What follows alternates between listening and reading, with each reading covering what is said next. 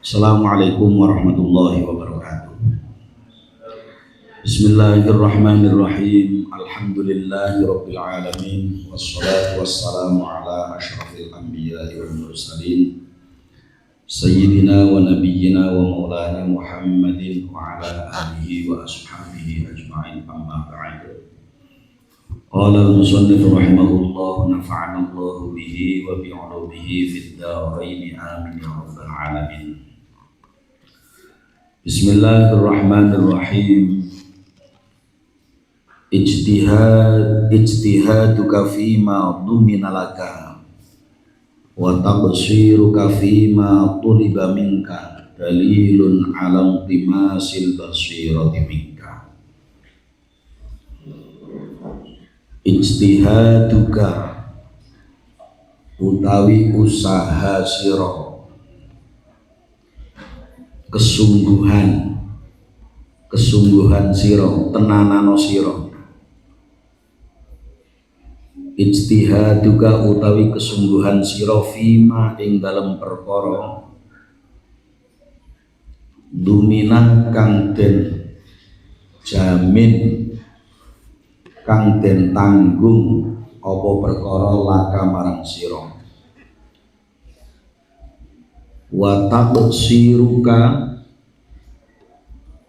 lan kelalaian sira fima ing dalem perkara tuliba kang den purih mingka saking sira iku dalilun, dadi petunjuk, dadi dalil, dadi tondo alam timasil basirati ing ngatasé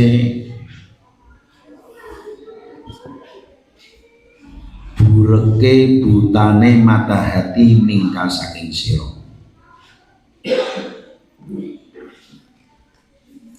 Kesungguhanmu untuk mengejar apa yang sudah dijamin untukmu oleh Allah, maksudnya dalam urusan dunia, dan kelalaianmu melaksanakan apa yang dibebankan kepadamu, maksudnya urusan akhirat, itu merupakan tanda butanya mata hatimu. Kegigihanmu di dalam mencari apa yang telah dijamin untukmu, maksudnya dalam urusan dunia, dan kelalaianmu dalam menunaikan apa yang diperintahkan untukmu atau kepadamu dalam urusan akhirat adalah pertanda bahwa mata hatimu telah buta.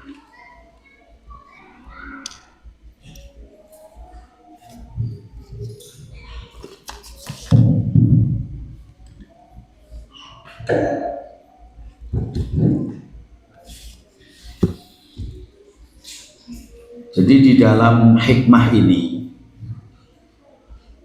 maksud daripada fima duminalaka itu adalah urusan keduniaan, seperti rezeki yang telah dijamin oleh Allah, karunia-karunia Allah yang telah diberikan kepada manusia yang hubungannya dengan keduniaan. Sebagaimana firman Allah Ta'ala di dalam surat Al-Ankabut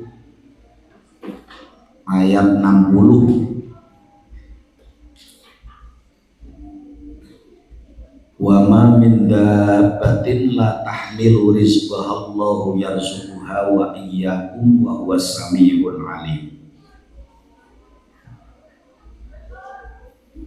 Dan berapa banyak binatang yang tidak dapat membawa atau mengurus rezekinya sendiri, Allah lah yang memberi rezeki kepadanya dan kepadamu, dan Dia Maha mendengar lagi Maha mengetahui. Jadi tenanane perkara-perkara sing wis dijamin Allah, pol-polan Kadang orang itu di dalam perkara yang sudah dijamin oleh Allah pol-polan malah. Padahal sudah dijamin. Jangankan manusia, seluruh makhluknya Allah Ta'ala ini sudah Allah jamin ketika Allah itu menciptakan seluruh makhluknya. Ketika Allah menghidupkan makhluknya, pasti di situ sudah dijamin rezekinya.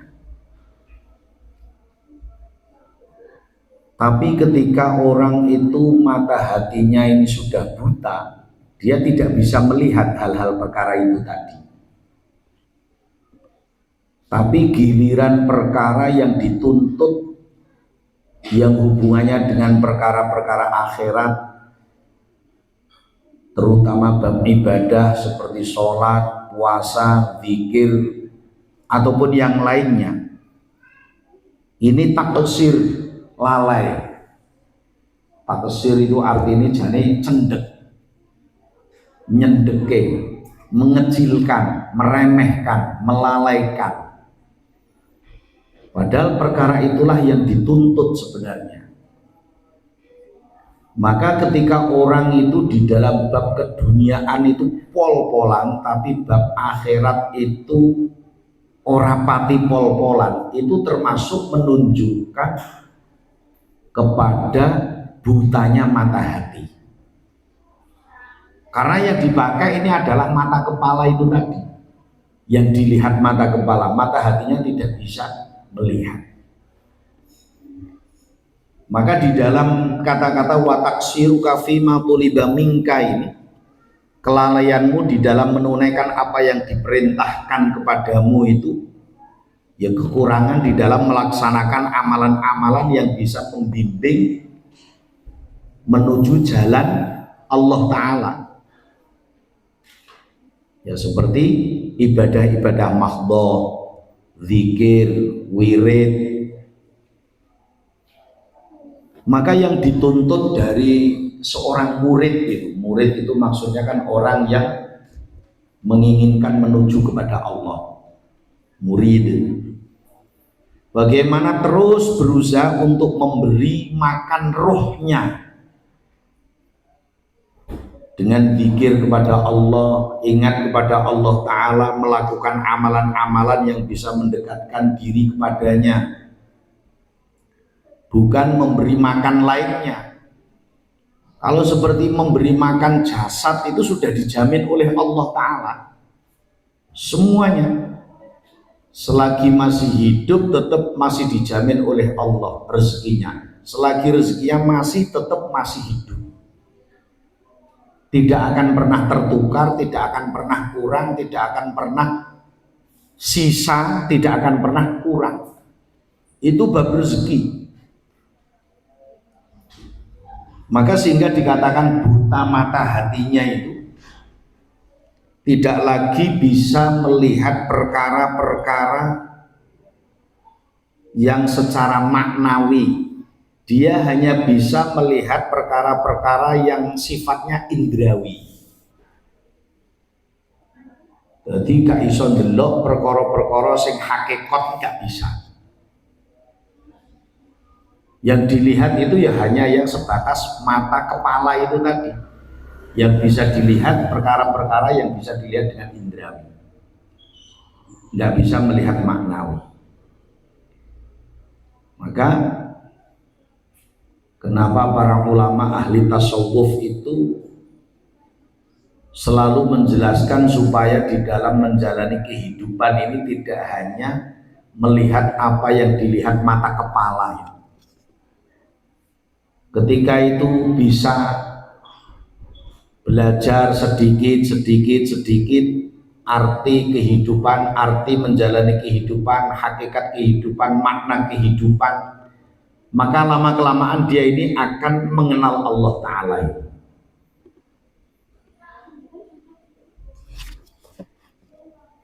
Jadi di dalam hikmah ini Imam Ibnu Athaillah As-Sakandari menggunakan lafal ijtihad, gigih, pol-polan, tenanan, Ini sebenarnya untuk menyatakan bahwa mencari rezeki yang dilakukan sekadarnya tanpa kegigihan tidak dilarang bagi orang yang mencari Tuhan itu, karena memang tidak menyebabkan buta mata hatinya. Nah, kesimpulannya, wong sing pol-polan nanggone perkara sing wis dijamin Gusti Allah karo wong sing ora pati tenanan nanggone perkara sing janjane dituntut karo Allah, itu termasuk tandanya orang yang buta mata hatinya. Kadang-kala orang tidak bisa sampai ke situ berpikir karena tidak pernah tafakur itu tadi. Mulai bangun tidur tidak pernah tafakur nikmat Allah Ta'ala. Sekali nikmat melek saja ini sudah luar biasa. Sekali nikmat bisa gerak, nikmat bisa jalan, nikmat bisa apa-apa itu. Ini kan termasuk anugerah dari Allah Ta'ala. Dan itu semua yang memberi Allah Ta'ala, tetapi dia tidak pernah memikirkan sampai ke situ. Seakan-akan yang namanya hidup ini ya pokoknya hidup sendiri, nggak ada yang menghidupkan, nggak ada yang mengatur. Kemudian hikmah yang keenam, la yakun ta'akhuru amadil ata'i ma'al ilhahi fit du'a'i mujiban liyaksika fahuwa dhamina lakal ijabata fima yakhtaruhu laka la fima takhtaru li nafsika wa fil waqtil ladhi yuridu la fil waqtil ladhi turidu. La yakun nojono apa ta'akhuru amatil ata'i, tertundane peparing, akhir tertundane peparing ma'al ilhahi fid du'ai, sertane pol-polan, pemaksaan, bukan pemaksaan, pol-polan, fid du'ai ing dalem jaluk, mujiban liyaksaka iku ndadekake liyaksika marang putus asamu. Fahuwa mongko utawi Allah iku domina nanggung sapa Allah laka marang sira al ijabata ing ijabah. Ijabah ya apa? Dikabulaken.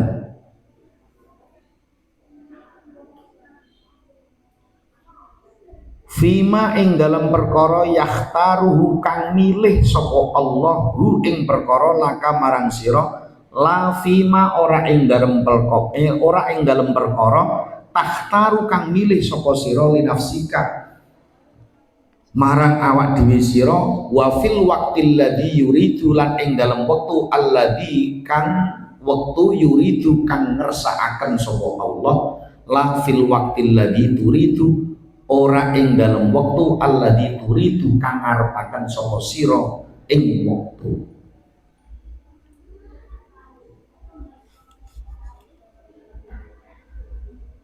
Terlambat waktu datangnya pemberian Allah, meski sudah dimohonkan tenanan sungguh-sungguh berulang kali, janganlah membuat putus harapanmu, karena Allah Subhanahu wa Ta'ala ini telah menjamin untuk mengabulkan permintaanmu sesuai dengan apa yang Dia pilih, sesuai apa yang Dia pilihkan untukmu, bukan menurut keinginanmu untuk kemaslahatanmu. Juga dalam waktu yang Dia kehendaki, bukan pada waktu yang engkau kehendaki. Intinya, Jangan sampai karunia Allah yang tertunda kepadamu setelah berulang kali kamu berdoa malah membuatmu putus asa. Jangan sampai karunia Allah yang tertunda kepadamu setelah kamu berulang kali berdoa atau meminta malah membuatmu putus asa. Jadi pengabulan doa yang tertunda atau yang Allah tunda ini mungkin lebih baik bagi seseorang daripada doa yang pengabulannya itu disegerakan. Ini kadangkala manusia ketika berdoa pengennya dan cepet dikabulke menurut keinginan dia, menurut kemauan dia. Padahal ketika apa yang telah dia minta selalu berdoa itu belum dikabulkan, ini justru bagi Allah ini lebih baik, karena hak prerogatif Allah Ta'ala itu tadi. Makanya kenapa manusia itu hanya diperintahkan untuk berdoa dan ikhtiar, jangan sampai ngurusi hasilnya doa. Nah, kadang-kala manusia itu ketika berdoa sambil dalam hati pikirannya memaksakan doanya apa yang dia inginkan itu terkabul menurut keinginannya, terkabul ketika itu. Padahal urusan kabul ini, urusan diterimanya ini adalah urusan Allah Ta'ala. Allah lebih maha tahu kapan dikabulkan, seperti apa bentuknya, lewat mana, itu kan Allah lebih tahu. Nah, manusia ini kadangkala kesusu, tergesa-gesa, sehingga apa? Di dalam berdoa ini kadangkala nafsu yang ada. Padahal doa itu ibadah, doa itu perintah, doa ini adalah perintah Allah Ta'ala. Tapi kadangkala manusia itu doa malah menjadi nafsu itu tadi. Nah, maka mengelola hati, mengelola pikiran ketika minta sama Allah Ta'ala ini sangat penting sekali. Udah pokoknya kita ini tugasnya minta, kita ini tugasnya pokoknya berdoa, karena hanya disuruh untuk apa? Berdoa, diperintahkan hanya untuk berdoa. Kita tidak disarankan untuk mengintervensi hasil doa, malah tidak boleh, tidak sopan kan. Maka di situ layakun ta'akhuru amadil ata'i ma'al ilhahi fit du'a'i mujiban liyaksika fahuwa dhamina lakal ijabata fima yahtaruhu laka la fima tahtaru li nafsika. Jangan sampai karunia Allah, karunia Tuhan yang tertunda kepadamu setelah berulang kali kamu berdoa malah membuatmu putus asa.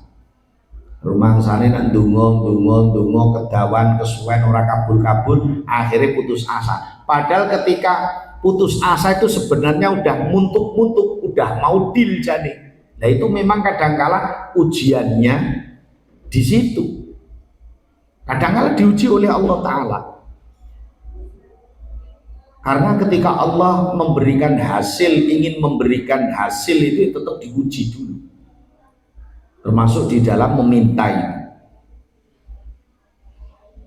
Nah, ketika melewati ujian itulah hasilnya pasti istimewa, bernilai, jadi nggak ecek-ecek hasilnya. Dan termasuk apa? Wa fil waqtil ladzi yuridu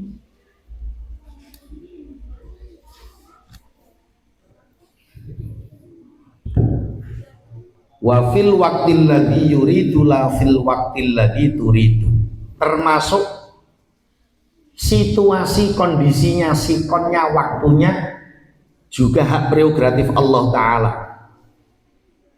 Dia telah menjamin karunia itu sesuai pilihannya, bukan pilihanmu, pada waktu yang telah Allah tentukan, bukan waktu yang kau inginkan.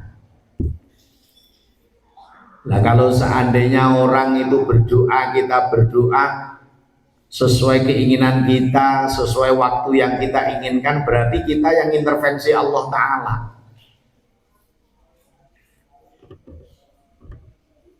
Karena orang-orang yang arif, orang-orang yang kenal kepada Allah Ta'ala ini dikatakan mentamsilkan alam ini dengan tanah yang dipenuhi dengan tumbuhan yang berduri. Kadang durinya itu besar-besar, durinya ini banyak sehingga sulit untuk dilalui. Kadangkala bisa melukai kaki, kadangkala juga durinya itu kecil-kecil, sedikit, mudah dihilangkan. Maka demikian sifat-sifat yang berada di dalam jiwa kita itu. Ada yang sifatnya sangat buruk, jumlahnya banyak sehingga untuk menghilangkan itu kan membutuhkan waktu. Dosa, kesalahan, penyakit hati, pikiran kotor itu kan untuk dihilangkan. Itu ibarat seperti duri-duri itu. Maka tanah yang ada durinya banyak, durinya besar-besar kan tetap menghilangkannya itu pelan, membutuhkan waktu. Itu seperti ini. Doa dikabulkan ini memang membutuhkan hati yang bersih, pikiran yang bersih. Kalau seandainya durinya kecil-kecil, sedikit, artinya dosanya ini sedikit, ya tetap waktunya ini sebentar untuk membersihkannya itu. Karena terkadang sifat-sifat ini tidak terlalu buruk, hanya sedikit, tidak membutuhkan waktu yang panjang. Maka tujuan utama seorang murid, seorang yang ingin menuju kepada Allah, menghilangkan sifat buruk di dalam jiwanya itu, ini kadangkala memakan waktu yang lama, kadangkala sudah di ujung usia, semua penderitaan dan perjuangannya selama masa itu tidaklah seberapa dibanding dengan tujuan utama. Maka itulah perjalanan hidup. Ternyata perjalanan hidup itu bisa diambil pelajaran untuk mencari, mengenal kepada Allah Ta'ala itu. Jadi ketika kita sering tafakur, lama-kelamaan kita akan mengenal Allah, bahwa diri kita ini yang menghidupkan Allah, yang menjamin Allah, yang mengatur Allah. Jadi merasa kita dihidupkan oleh Allah, diatur oleh Allah, dijamin oleh Allah. Bukan sebaliknya. Kadang-kala manusia kalau tidak pernah bertafakur tentang perjalanan hidup, seakan-akan dia ngatur hidupnya sendiri. Bahkan kalau ada masalah ngatur Allah Ta'ala.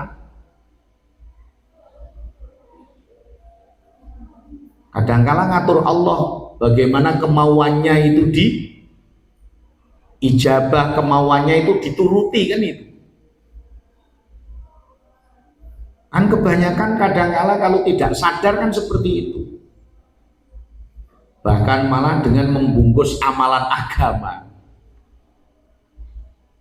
Wah, sregep donga, sregep sholat, sregep zikir.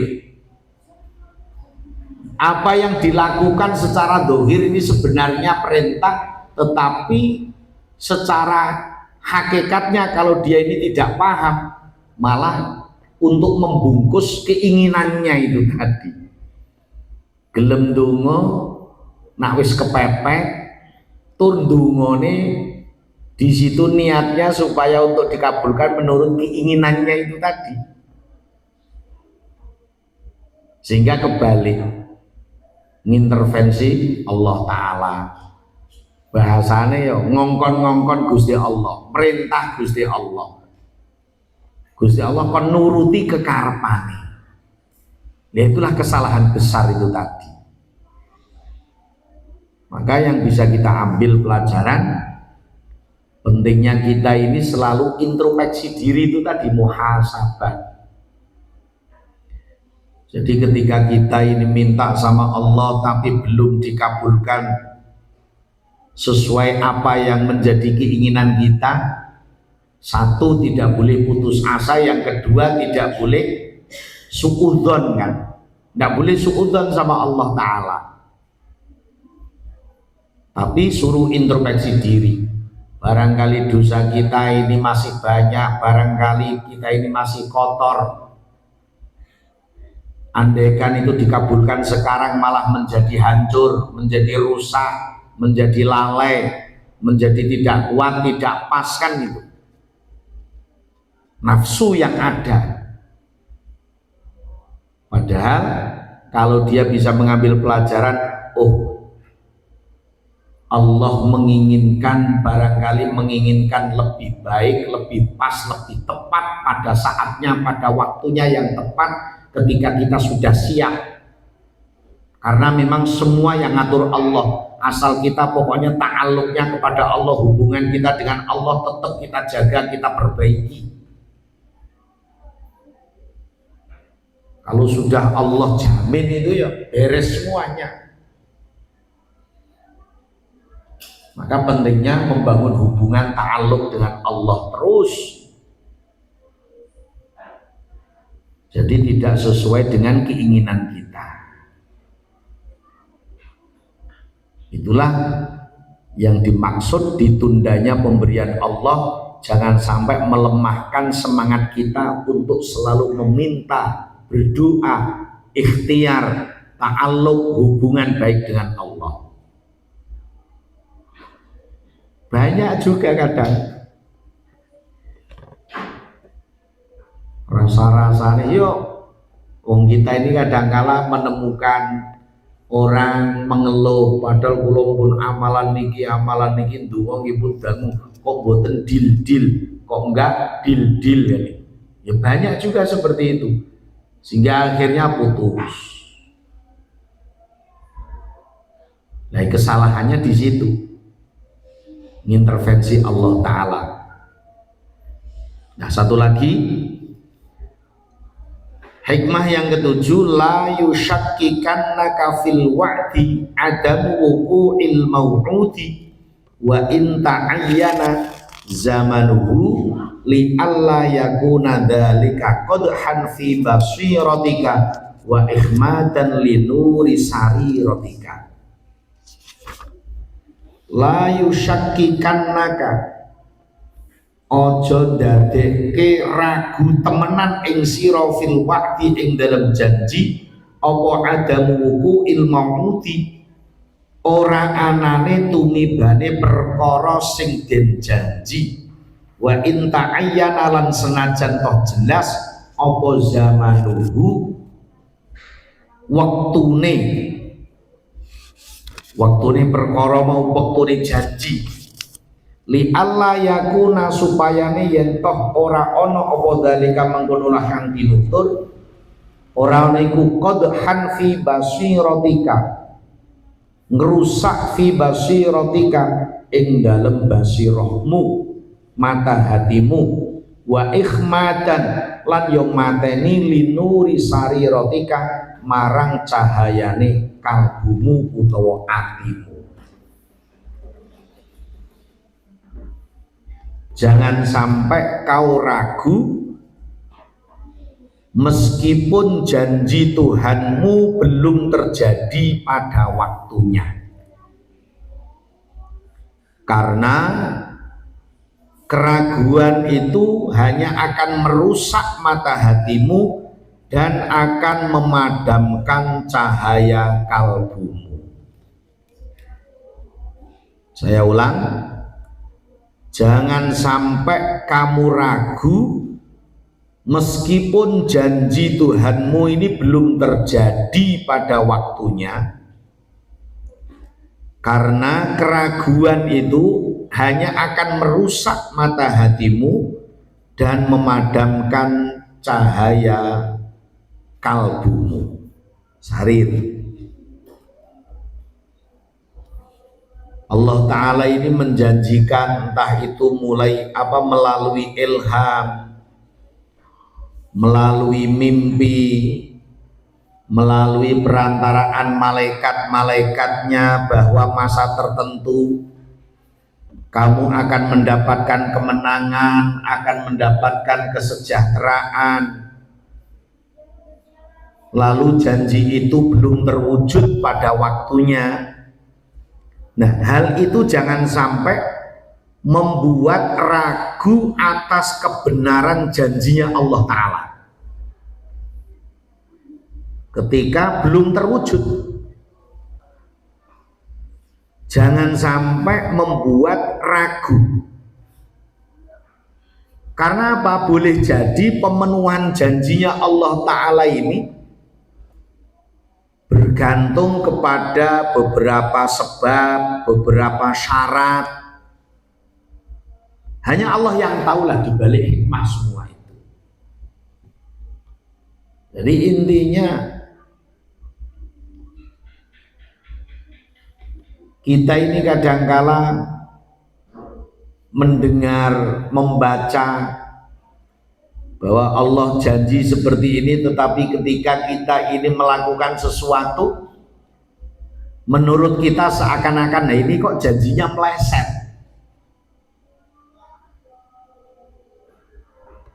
Padahal saya ini sudah membaca waqiah terus, kenapa masih seret umpamanya? Padahal saya sudah rajin duha, tapi kenapa masih sempit? Nah ini jangan sampai membuat ragu terhadap janji itu tadi yang sudah dipastikan itu. Cara ibarate sapa wong sing sibuk deres Quran bakal diwehi luwih daripada wong sing njaluk ndonga. Sapa wonge sing sibuk deres Quran sampai orang kober njaluk bakal diwehi luwih daripada wong sing bendina njaluk. Lu hadis sahih. Tapi aku deres Quran terus. Tapi iki janjine iki tenan apa ora, berarti menjadi ragu. Lah keraguan inilah yang merusakkannya, merusakkan mata hati, merusakkan basiroh, memadamkan cahaya di dalam kalbu itu tadi. Gara-gara ragu terhadap janji Allah, ini akan memadamkan cahaya di dalam hati, di dalam kalbu, akan merusakkan basiroh. Basiroh ini mata batin. Jadi mata batinnya wis jadi ora kenceng, ora titis. Mata batinnya tidak tajam lagi, menjadi tumpul. Gara-gara itu tok. Hanya gara-gara ragu terhadap janjinya Allah. Jadi diceritakan terjadi pada beberapa walinya Allah Ta'ala yang dijanjikan kelak waktu tertentu akan meraih kemuliaan, tetapi kemudian pada waktu yang dijanjikan itu malah justru orang-orang banyak yang menghina, menjatuhkan kehormatannya. Begitu juga yang terjadi pada diri Rasulullah kan ketika di dalam perjanjian Hudaybiyah, kan dijanjikan kemenangan, tapi ternyata kan mundur 1 tahun. Nah itu, ternyata kemenangan tersebut tidak terjadi pada tahun itu tadi yang dijanjikan, tetapi tahun sesudahnya. Nah ini termasuk yang dijanjikan kepada wali-walinya Allah atau kekasih-kekasih Allah Ta'ala. Nanti kamu waktu sekian akan mendapatkan kemuliaan, tapi ternyata ketika itu harus melalui caci makian, hinaan, rendahan orang, harus melewati itu dulu. Ya kalau tidak, ya tidak akan sampai itu tadi. Maka dikatakan jika seorang murid, orang yang ingin menuju kepada Allah, mencari Tuhan,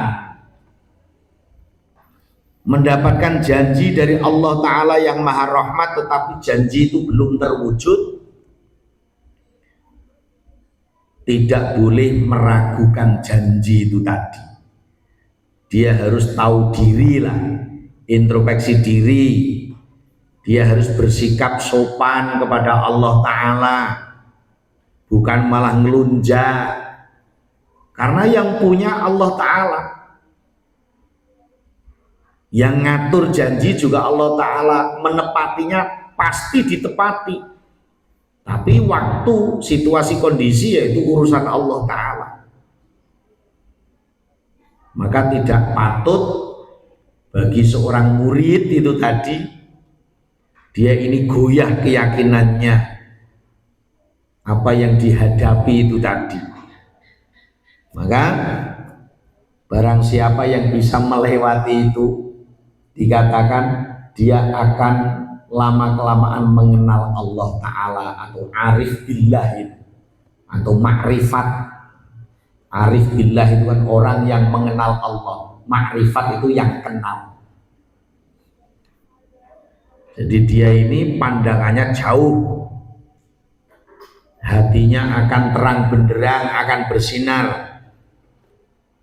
Tetapi jika tidak, ya sebaliknya, dia tidak akan pernah mengenal Allah, tidak akan pernah mengenal Tuhannya, dan dia selalu mempunyai pandangan yang buruk, pandangan yang rusak, selalu suudzon kepada Allah Ta'ala. Hatinya gelap. Ketika hati gelap itu susah untuk dimasuki perkara-perkara suci itu tadi. Jika hatinya sudah kotor itu kan, jangankan kok sampai itu, hati yang keras saja itu susah, sulit untuk menerima sebuah mauidhah ataupun peringatan yang baik, itu kan susah. Menolak, itu tanda hatinya keras. Ya seperti orang-orang kafir, fahiya kal hijarati au asyaddu qaswah, kan? Hatinya seperti batu, bahkan lebih keras daripada batu. Kata ulama, tandanya termasuk hati yang keras itu jika dinasehati kebaikan menolak hatinya. Berarti di situ kotor. Kalau dia bisa introspeksi diri, maka dia bisa membersihkan. Yang tahu siapa ya dirinya dengan Allah Ta'ala, orang lain tidak akan tahu. Dan hatinya itu susah untuk diajak untuk menangis terhadap kesalahan-kesalahannya itu tadi. Maka itulah pentingnya kenapa harus kita belajar, kita barengi untuk pembersihan hati. Dimulai daripada kita masukkan tauhid di dalam hati.